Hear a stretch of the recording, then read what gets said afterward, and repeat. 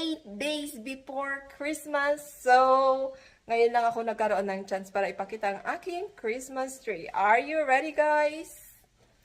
Okay, in 1, 2, 3, my Christmas tree! Look! Here's the Christmas tree for our living room. So, hali kayo, lapitan natin ang aking Christmas tree.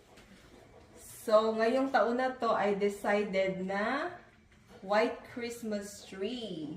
So, medyo natagalan akong i-design siya. So, maganda ba, guys? What do you think? So, yan siya. Tapos, meron akong Santa Claus sa likod. So, ito like, puzzle ito. So, kung makikita nyo dyan, puno ng bola. May malaki, may maliit. Nina, saan ang maliit? Maliit. So, ayan siya, guys. Maganda ba? Tapos, ito ang aming mga medyas. Pisil-pisilin natin kung meron siyang laman. Aba, may laman. D stands for Diane. H for Hezekiah. P for my husband, Paul. And R for our Ruff. Our dog. I just rough you. Alright? So, ito.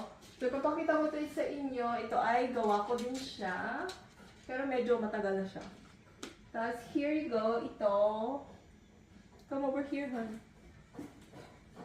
So, ito ay gawa ko din. Feathers. Dinot-dotat na dyan yung manok te karuba. So, ayan siya. Tapos ito, guys, gawa ko din siya. O, diba? Anong tawag nito? Napaka-arts? Napaka-arts? Napaka-arte? O recreate? Ay naman, di ko maisip. Tapos, dito tayo. Ipapakita ko sa inyo. Hindi ko alam kung naipakita ko na to sa inyo. So, ito ay gawa ko. Ay! Nahulog ang candy cane! So, ito ay gawa ko. I-zoom mo, han. I-zoom. So, lahat ito'y gawa sa papel. So, gawa ko po yan.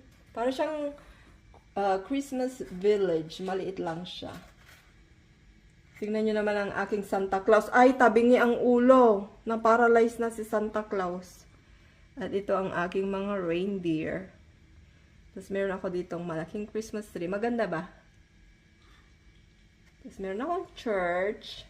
O, diba? Napaka-creative ko dati. Ngayon, hindi na.